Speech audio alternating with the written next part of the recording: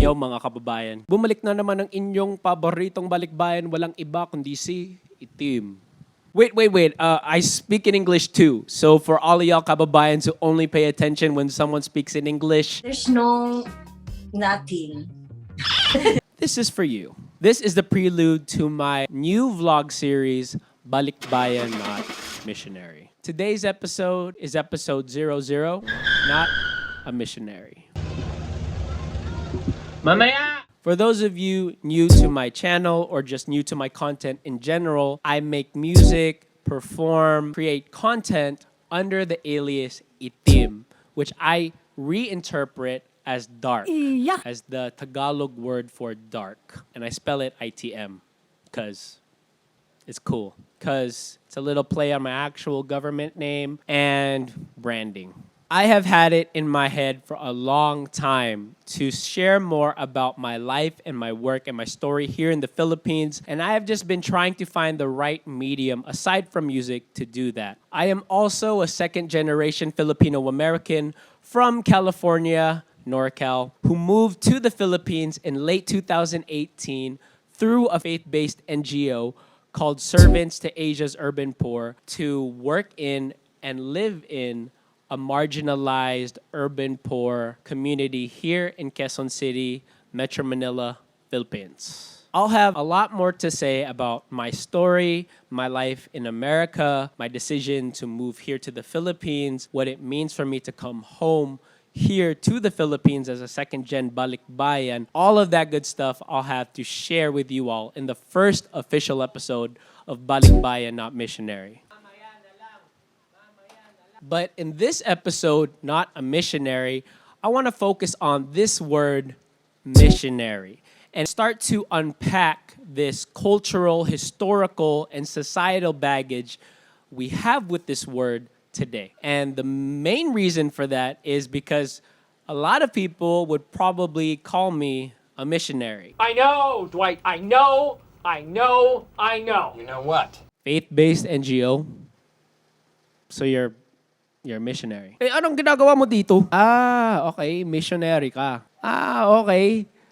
NGO. Eh di, missionary ka ba? Ah, okay. So, missionary ka. Now, my colleagues in my organization, servants, do identify as missionaries. Eh, anong ginagawa mo dito? And I by no means intend to make haphazard negative stereotypes about this word, missionary. Rather, my goal is to provide us with a brief overview about how this word came to the Philippines and what it has meant for Filipinos here. Ibig pong sabihin, ano talaga ang dating ng salitang misyonero sa ating mga kababayan dito sa bansa natin ngayon. This is by no means going to be an exhaustive study, and I would hope that people would use more than just YouTube videos as their sources for their research. But I do want to provide an overview of Philippine history and what we call Christian missions as a way to contextualize my life as a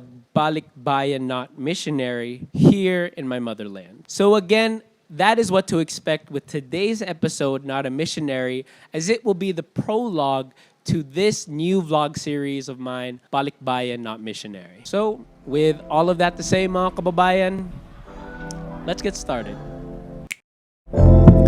Hey, can you turn me up a little bit? I was just kidding. I thought it sounded fine. I just wanted to sound cool like hello other rappers. Yeah.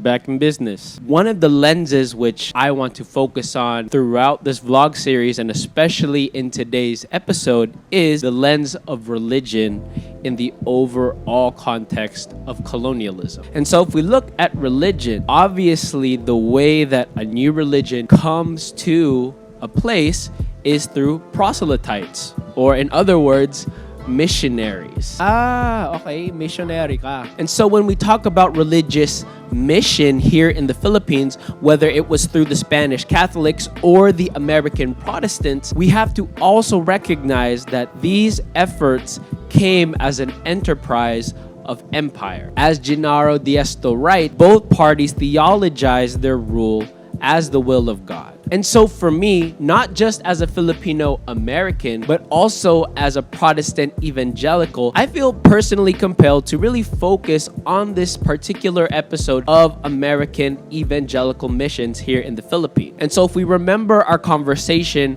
on the Philippine-American War, we have to remember that American Christian missions came to the Philippines as a legacy of the bloody and hypocritical war known as the Philippine-American War.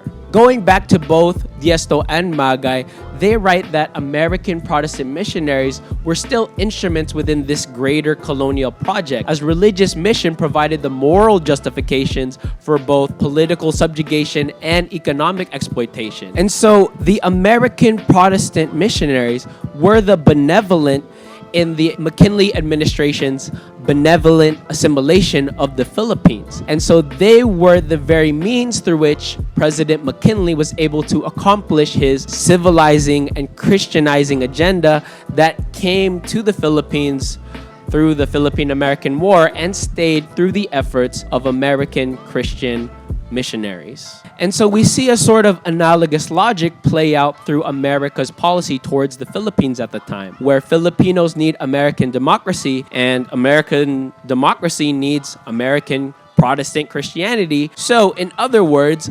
Filipinos need American Protestant Christianity. D'Esto also notes that American Protestant missionaries did take a different approach than their Spanish predecessors. They actually included humanitarian aspects like literacy and upward mobility in their efforts to proselytize or evangelize among Filipinos. And so while I might be spending a lot of time critiquing and deconstructing this word called missionary, it's also important to recognize that when we look at the overall history of the American presence in the Philippines, particularly in the 20th century, we have to recognize that these individuals, the American missionaries, pretty much represented the best of what the American presence in the Philippines was at the time. And yet, while American missionaries may very well have been the best of what Americans had to offer the Philippines at the time, they did not represent the best that Christianity as a whole had to offer Filipinos back then and Filipinos here today. One of the most consequential techniques that American missionaries used in educating and Christianizing Filipinos was teaching their own language, teaching English.